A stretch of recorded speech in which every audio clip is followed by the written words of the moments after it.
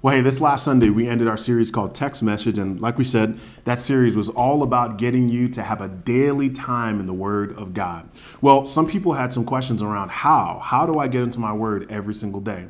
So we want to give you just some practical steps. One of the things we said is choose a plan. Well, one of the things that you can do is you can just take the Bible. I know mine looks really decrepit, but choose a Bible, probably get a new one if you don't have one. And then what you can do is you can go through something like the book of Proverbs. Proverbs has 31 different chapters. So you can choose a chapter every single day just to begin to read and understand the word a little bit better. Another book within the Bible that you can choose is a book like Mark.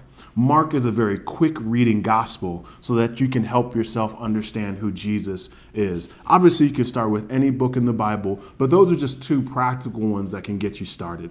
Another thing that you can do is you can just read a book, a Christian book. This is a book on leadership. It's going to help me understand. There'll be verses in it. And a lot of times when I read a Christian book, what I'll do is when it references a verse, I'll go and I'll look at the chapter where that verse is being referenced. That way, I know this is a really good guy, but I don't want to depend on a person. I really want all my thoughts to really be generated from the Word of God. So a book is often helpful. But I think one of the things that really got me started in my walk with God was a devotional. We have a devotional that we've been giving out at the church. It's a devotional called Experiencing God. And this is a 13-session devotional. Now, the sessions are a little long, so you may not be able to get through a whole session in one day.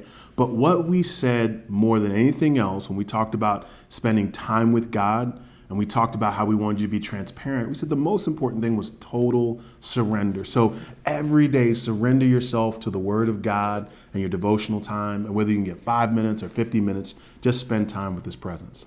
Lastly, what I said was choose a plan. Also choose a place, maybe a comfy couch right outside of your bedroom or just somewhere where you can be quiet before the Lord. And then lastly, choose a time. Mornings are really good, but even if you have to do it in the middle of the day, just make sure no one's around and you have unrushed, unhurried time. I pray you're in your word every day because God is inviting you every day to be in His presence. Thanks.